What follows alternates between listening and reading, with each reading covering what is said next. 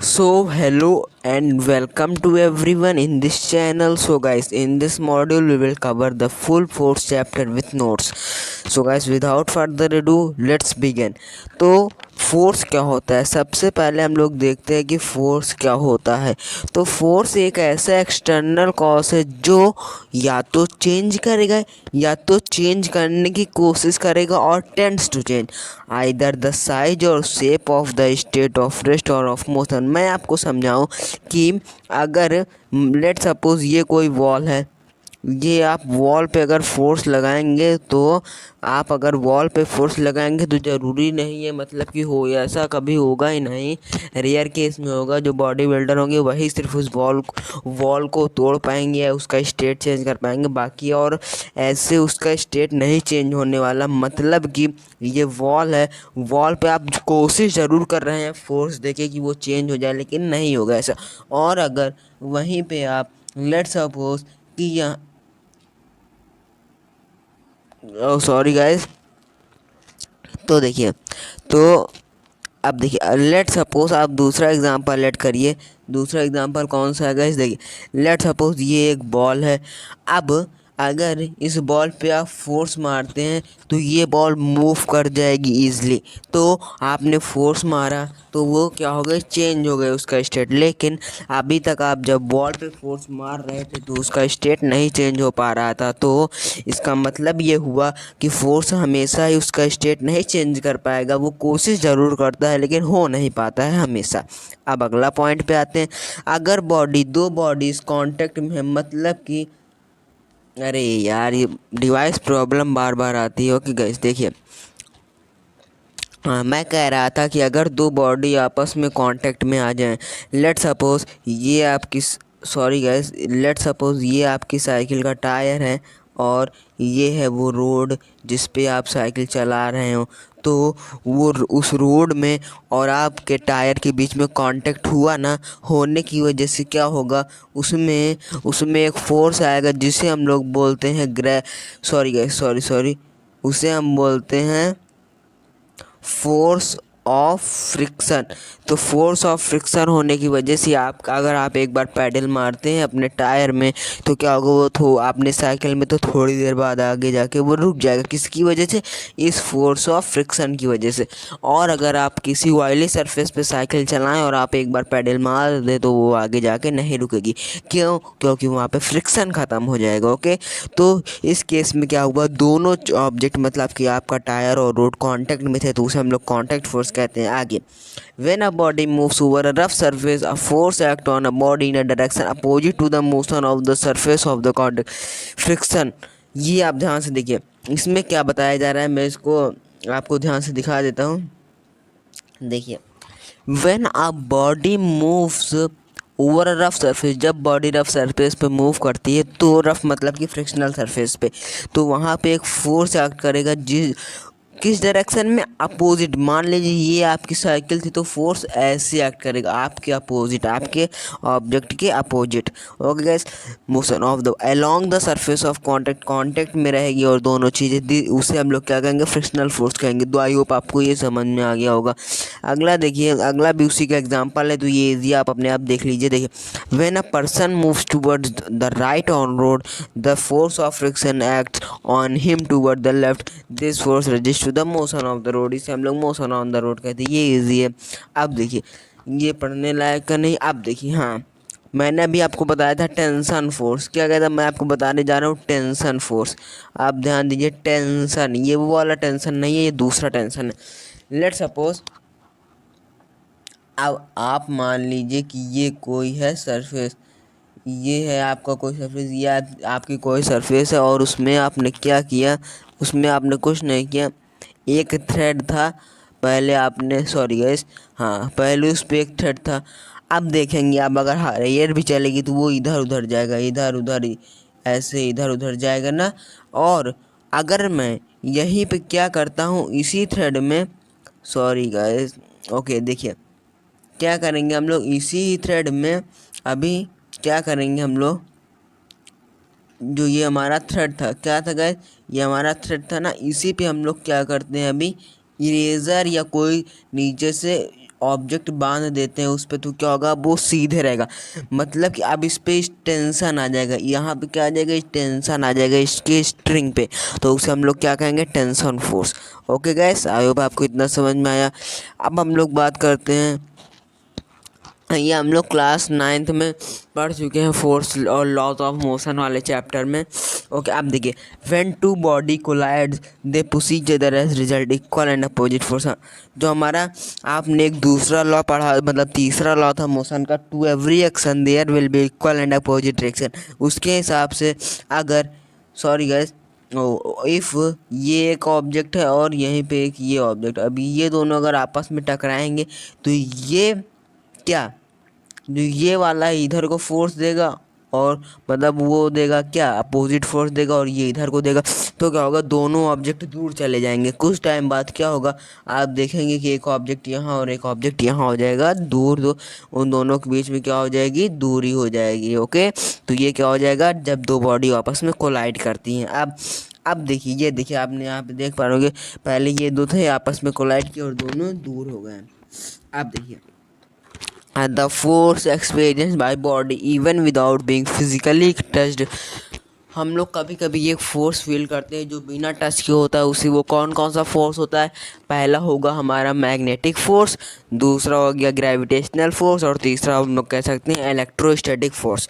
तो let's suppose कि यहाँ पे बहुत सारे आयरन नेल रखे हुए हैं, क्या रखा हुआ है, आयरन नेल्स रखे हुए हैं, और यहाँ पे आप लाके एक मैग्नेट रख देते हैं इस जगह, और वो मैग्नेट क्या करेगा, इन दोनों के बीच में काफ़ी दूरी होएगी, मतलब कि इन नेल के बीच में दूरी होएगी, दोनों आपस में कांटेक्ट नहीं होंगे, इन दोनों का कांटेक्ट नहीं होएगा, लेकिन फिर भी आप ये ऑब्जर्व कर पाएंगे कि जो आयरन की नेल्स होती हैं वो इसी के ऊपर आके अट्रैक्ट हो जाएंगी। किस लिए, बिकॉज ऑफ मैग्नेटिक फोर्स। ये कौन सा है, किसका एग्जांपल है, नॉन कांटेक्ट फोर्स।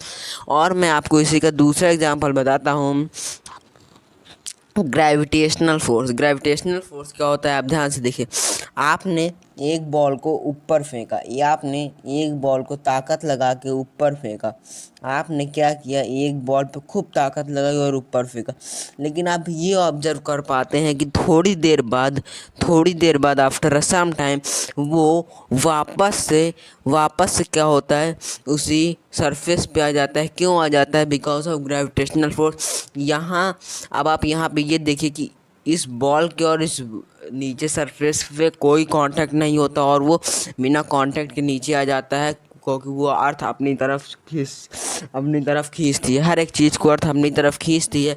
उसी की वजह से वो जो होता है नॉन कांटेक्ट फोर्स हो जाता है, और ग्रेविटेशनल फोर्स भी नॉन कांटेक्ट फोर्स है। देखिए, in the universe each particle attract another particle because of the mass. ये बात मैं आपको थोड़े हाई लेवल की बता देता हूँ, यहाँ पे ध्यान दीजिए। In the universe each particle, sorry guys ये कुछ ज़्यादा ही हो गया। अब देखिए, in the universe each particle attract another particle because of its mass. कोई भी एक पार्टिकल, यहाँ पे आप देख पा रहे होंगे, आपका मोबाइल और आपकी बुक आपस में एक दूसरे पे कांटेक्ट फोर्स, आपस में एक दूसरे को अट्रैक्ट करने की कोशिश करते हैं, लेकिन ये फोर्स इतना कमज़ोर होता है कि एक दूसरे को अपने पास नहीं ला पाता है। इसीलिए इस फोर्स को हम लोग कहते हैं वंडर वॉल फोर्स। क्या guys, wonder wall force. Okay, अब आगे देखते हैं। मैंने आपको ग्रेविटेशनल फोर्स बता ही दिया है। और तीसरा होता है हमारा इलेक्ट्रोस्टैटिक फोर्स। इलेक्ट्रोस्टैटिक फोर्स क्या होता है, जो पॉजिटिव और नेगेटिव, मतलब कि एक पॉजिटिव चार्ज, आपने कभी ऑब्जर्व किया होगा कि जब आप छोटे रहे होंगे, तो ये मान लीजिए आपका टकला, मतलब सॉरी गाइस, ये आपका क्या है, ये आपका सर है। तो क्या गाइस, ये आपका सर है और इस सर में बहुत सारे बाल हैं। और ये बाल, आपने क्या किया है कि स्केल ली, लेट सपोज आपने एक स्केल ली और उसको अपने सर पे रब किया। रब करने के बाद क्या होगा, रब करने के बाद ये होगा, और आप वहीं पे उसी जगह कुछ बिट्स ऑफ पे, सॉरी गाइस, ओके, तो वहीं पे अगर आप कुछ बिट्स ऑफ पेपर रख देते हैं, क्या गाइस, वहीं पे अगर आप कुछ बिट्स ऑफ पेपर रख देंगे, देखिए मैं आपको बताता हूँ, हम लोग कहाँ थे? हाँ, अब यहाँ पे आपने बाल पे अपने स्केल रब की और उसके बाद यहाँ पे कुछ बिट्स ऑफ पेपर रखे होंगे। अब जब वही स्केल आप यहाँ पे लाएंगे, वही स्केल जब आप यहाँ पे लाते हैं, वही स्केल जब आप यहाँ पे लाएंगे तो क्या होगा, जो बिट्स ऑफ पेपर है बिना कांटेक्ट के अट्रैक्ट हो जाएंगे।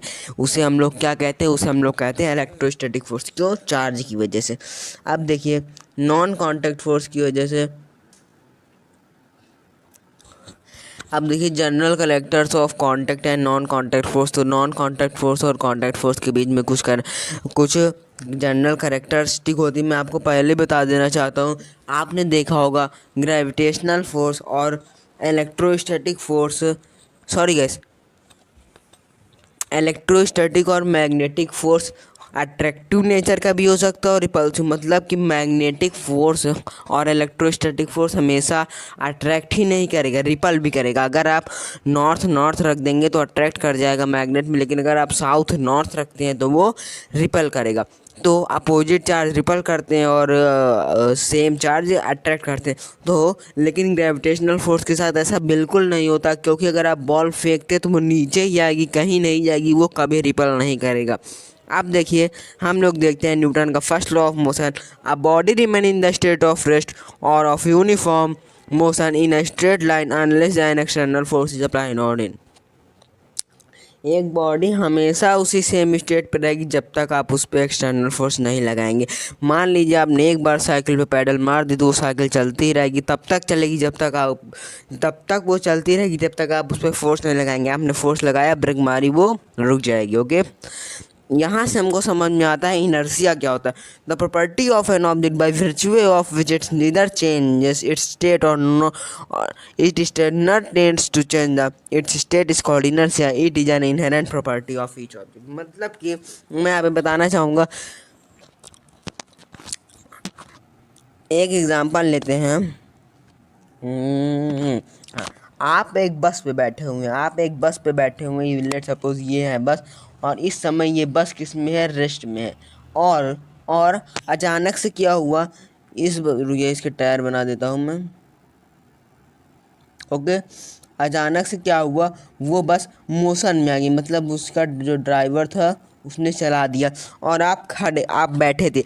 तो अचानक से जब बस ऐसे हो गए, अचानक से चल गए, मतलब ये देखिए ऐसे था, सट मतलब तुरंत आगे चल गए। तो क्या होगा, आप पीछे की तरफ जाएंगे। पीछे की तरफ क्यों जाएंगे? क्योंकि बस आगे तरफ गई, आपका पैर बस के कांटेक्ट में था, आप रेस्ट में थे, बस भी रेस्ट थी, बस में मोशन। देखिए ध्यान से देखिएगा, 4 लाइन हैं। बस रेस्ट में थी, आप रेस्ट में थे, बस मोशन में आई, आपका नीचे वाला पोर्शन मोशन में आ गया, लेकिन आपका जो ऊपर वाला पोर्शन था वो रेस्ट में आ गया।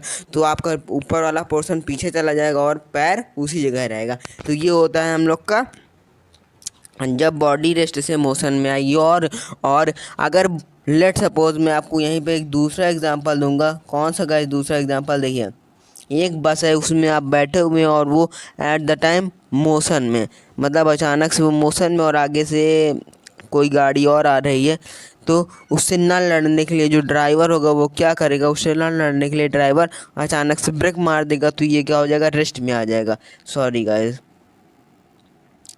तो क्या होगा, जो आपकी बस है वो रेस्ट में आ जाएगी। रेस्ट में आने की वजह से आप आगे को आएंगे। क्यों? देखिए, बस मोशन में थी, आपका बॉडी भी मोशन में था, और बस अचानक से रेस्ट में आई, आपका पैर रेस्ट में आ गया, नीचे वाला पोर्शन रेस्ट में आ गया, बचा हुआ ऊपर वाला पोर्शन मोशन ही में रहेगा, तो वो आगे चला जाता है। ओके, आई होप आपको इतना समझ में होगा। अब Newton second law of motion बहुत ईजी है। The rate of change of momentum is bod of a body is directly proportional to the applied force and take place in the direction in which the force attract. Okay guys, ये बहुत easy है। Momentum ये हम लोग class 9th का है। अब Newton third law of देखते हैं। To every action there will be equal and opposite reaction. हर एक्शन का इक्वल एंड अपोजिट रिएक्शन होगा। लेट सपोज आपने एक बॉल जब वॉल पे फेंकते हैं, आप अकेले में कैच खेलते हैं और उस बॉल को ऊपर फेंकते हैं तो वो वापस उसी जगह आ जाती है। क्या गाइस, वो वापस उसी जगह आ जाती है। ओके गाइस, तो अचानक से मतलब कि लेट सपोज ये एक बॉल है और उसमें आपने बॉल फेंकी और बॉल यहाँ पे लड़ने के बाद वो वापस ज़रूर आती है। ऐसा नहीं होता कि आप बॉल फेंकते और वहीं चिपक जाती है, वो वापस आती है। तो आपने फोर्स लगाया बॉल पे, बॉल ने उतना ही अपोजिट फोर्स लगाया बॉल पे, तो बॉल वापस आ गई। ओके गाइस, तो ये था हम लोग का न्यूटन के थर्ड लॉ ऑफ मोशन। अब हम लोग देखते हैं ट्रांजिशनल। अब ये हम लोग का क्लास 10th का है, ट्रांसलेशनल और रोटेशनल ऑफ मोशन। तो गाइस अगर आपने ये इतनी चीज़ें, ये पूरा फोर्स का चैप्टर नहीं पढ़ा है तो गाइस प्लीज़ आप मेरा जो चैनल है उस पर मैंने एक वीडियो बना के डाली है, force of class 10th ICSE board full chapter 1 video में। तो वो पूरा आप पढ़ लीजिएगा तो आपको समझ में आ जाएगा। ओके, तो अब हम लोग क्या करेंगे, अब हम लोग न्यूमेरिकल्स करेंगे फिजिक्स के। तो अब हम लोग सीधे अपने न्यूमेरिकल्स की तरफ जाएंगे। जो फिजिक्स के पहला चैप्टर का न्यूमेरिकल्स है, अब हम लोग वो देखेंगे। तो देखिए बच्चों, जो हमारी पहली एक्सरसाइज थी और पहली एक्सरसाइज में जो हमारा क्वेश्चन था वो देखते हैं। पहली एक्सरसाइज में क्वेश्चन था the moment of force of 10 newton about a fix point O is 5 newton metre. Calculate the distance from the O from the line of the action of the foot. मतलब कि आपको moment of force दिया गया था और आपको क्या करना था, परपेंडिकुलर डिस्टेंस निकालनी थी। मोमेंट ऑफ फोर्स का फॉर्मूला क्या होता है, perpendicular force into perpendicular distance. अब देखिए फोर्स हमें पता था कितना था, 10 न्यूटन, इंटू जो परपेंडिकुलर डिस्टेंस था वो हमें नहीं पता था, और हमें मोमेंट ऑफ फोर्स भी पता था 5 न्यूटन। तो देखिए मोमेंट ऑफ फोर्स हमें पता था 5 न्यूटन, उसकी वजह से 5 newton metre is equal to 10 into R. तो 5/10 हो जाएगा और न्यूटन मीटर आ जाएगा। तो क्या जो हमारी परपेंडिकुलर डिस्टेंस है वो क्या आ जाएगी, तो जो हमारी परपेंडिकुलर डिस्टेंस है वो कितनी आ जाएगी, 0.5। देखिए कैसे, पहले क्या हुआ, मोमेंट ऑफ फोर्स आपका कितना था, 5 न्यूटन था। ओके, फोर्स कितना था, 10 न्यूटन हो गया, वो 5/10 हो जाएगा, तो 1/2 मतलब कि 0.5 आ जाएगा। अब दूसरा देखिए, हमारा दूसरा यहाँ पे है, मैं आपको सिर्फ 3 समझाऊंगा, बाकी अगले वीडियो लेक्चर में देखेंगे। तो देखिएगा जो हमारा दूसरा वाला था, a nut is open by a wrench of length 10 centimetre. एक नट को ओपन करना है जिसके लिए हमने 10 सेंटीमीटर की लेंथ रिंच ली है। उसमें हम लोग फोर्स जो है 5.00 मार रहे हैं। आपको बताना है कि मोमेंट ऑफ फोर्स कितना होगा। तो यहाँ पे देखिए लेंथ हमें पता थी, r इज इक्वल टू 10 मतलब कि 0.1 मीटर, और force 5 Newton. Moment of force क्या होता है, फोर्स इंटू परपेंडिकुलर डिस्टेंस, तो 5 इंटू 0.1 तो 5 आ जाएगा, 0.5 ईजी है। अगला देखते हैं हम लोग थर्ड वाला। देखिए a wheel of diameter 2 metre is showing figure in 1.32 with axle GO। Force कितना है, 2 न्यूटन। आपको सिर्फ फोर्स और परपेंडिकुलर डिस्टेंस देखनी है, और जो डायमीटर है उसका 2 मीटर। अब देखिए गिवन क्या था, force is equal to 2 newton और diameter is equal to 2 metre. Perpendicular distance between B and O, B और ओ के बीच में जो परपेंडिकुलर डिस्टेंस है वो, मतलब अगर डायमीटर 2 है तो रेडियस कितना हो जाएगा, 1। अब देखिए मोमेंट ऑफ फोर्स क्या होता है, फोर्स इंटू परपेंडिकुलर डिस्टेंस, तो 2 इंटू 1 बराबर 2 न्यूटन मीटर, और वो क्या होगा, क्लॉकवाइज होगा। और moment of force at point A, अगर हम लोग ए पॉइंट पे देखें तो फोर्स इंटू परपेंडिकुलर डिस्टेंस होगा, तो 2 इंटू 2 तो 4 आ जाएगा हमारा, तो वो क्लॉकवाइज होगा। तो गाइस ये था हम लोग का आज का वीडियो। अगर आपको अच्छा लगा प्लीज़ लाइक करें, शेयर करें और इसे सब्सक्राइब करें। Bye bye, take care.